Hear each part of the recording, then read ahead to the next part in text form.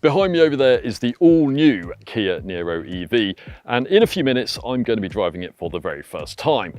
I'll also be running you through the design, what it's like inside, and some of the tech as well. Now, if you're wondering why I'm holding the camera, well, it's because there wasn't space on the plane to Oslo today for my cameraman, so it was either do the filming myself or we wait for a month until we get the car back in the UK to do a video. So hopefully half of my head isn't out of frame, but don't worry because later on there will be some bits shot by a proper cameraman.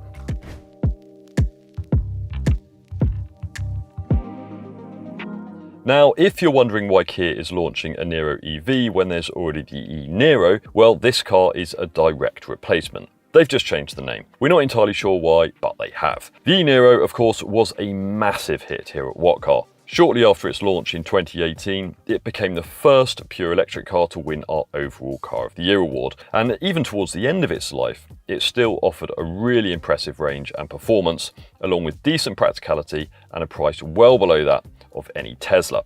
Other than the waiting list, which at some points was longer than 18 months, the only thing that might have put you off the e-Niro was its styling.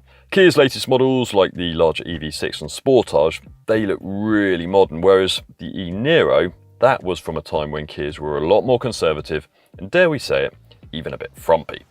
The Niro EV gets Kia's new Tiger face, so it looks a little bit like a shrunken Sportage, doesn't it? But with a lot less going on. There are no boomerang daytime running lights, for example, just this line here, and that's designed to look like the heartbeat on an ECG machine, apparently. The front grille is also lower than on the Sportage and lower than on hybrid versions of the Niro as well, actually. And that's for one key reason, to make enough space for a flap big enough for the charging port.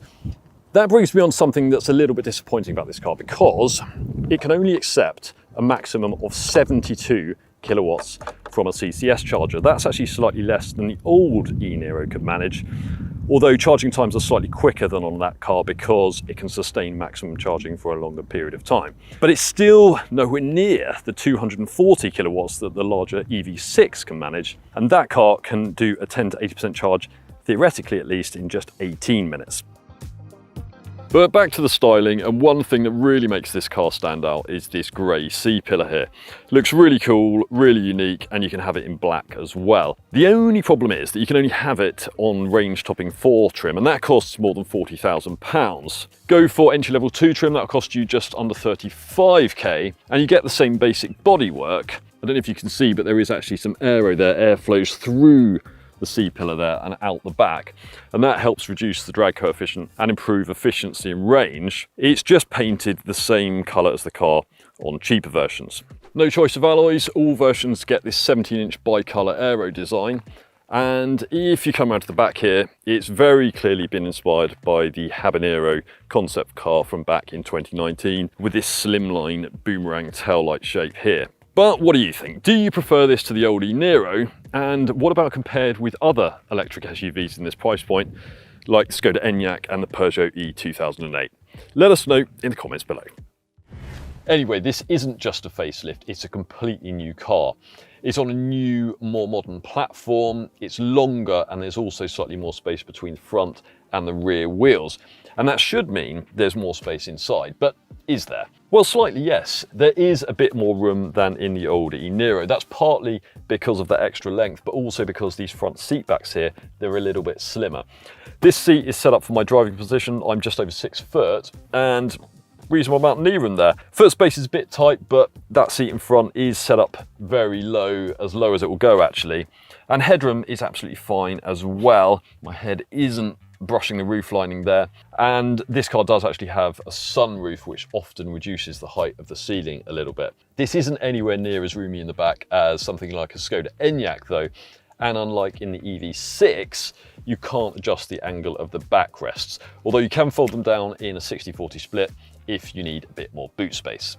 You won't need to do that very often though, because the main boot is surprisingly big. There's more space for luggage than in hybrid and plug-in hybrid versions of the Niro, and about 3% more than in the old e-Niro as well. Plus, there's now a small frunk under the bonnet for the charging cables. The rest of the dashboard is very similar to the EV6 as well, so you've got this touch-sensitive panel here for some of the air conditioning controls, although you do have physical dials for adjusting the interior temperature, so that's really good. Much less distracting than trying to stab away at a touchscreen while you're driving. But if you press this little icon here on the touch sensitive panel, then it changes and it becomes shortcut keys for the rest of the infotainment system, so you can switch between the map or radio stations or any other media you want to play. And then at that point, these dials become volume controls, or just switching between radio stations on that side. But it isn't just about swankier looks, because interior quality has definitely taken a step up compared with the old e-Niro. And that's despite a lot of the materials in here being recycled. So you've got what looks like leather here on the seats, but is actually made from recycled plastic. You've got recycled wallpaper here on the headlining. And there are some other more environmentally friendly finishes as well. You've got a water-based rather than solvent-based finish on the insides of the doors here.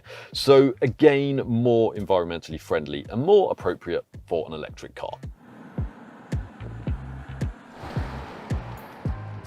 Now, unlike with the old e-Niro, there's no 134 brake horsepower version of this car. That had a smaller battery as well, and to be honest, no one really bought it. So all versions of the Niro EV come with a 201 brake horsepower electric motor that drives the front wheels.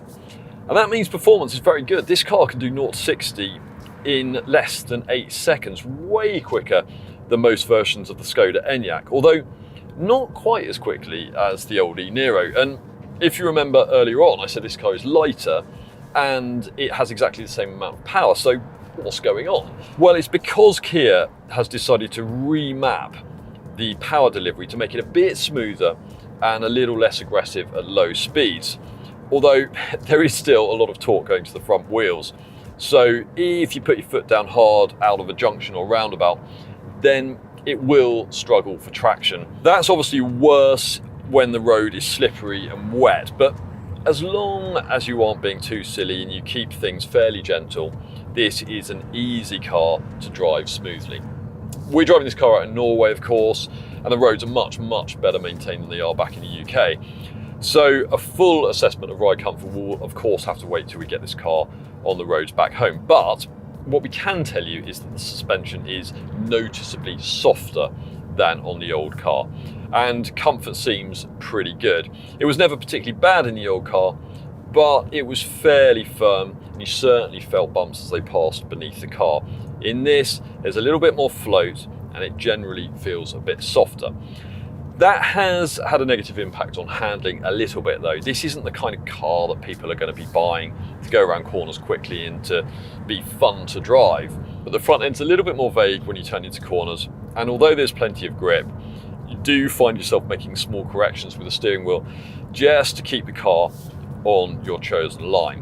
What's not quite so impressive though is refinement. It's something Kia says it's improved compared with the old e-Niro, but I'm not quite so sure, because I don't know if you can hear, but there's a lot of whine from the motor by modern electric car standards, and also you can hear the surface of the road sort of filtering up through the floor pan of the car. It's quite grainy.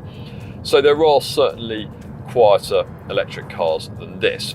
It is important to note that our test car is a late prototype. That's what the camo on the rear bumper is all about. So there is a chance some things will be slightly better on the final production car.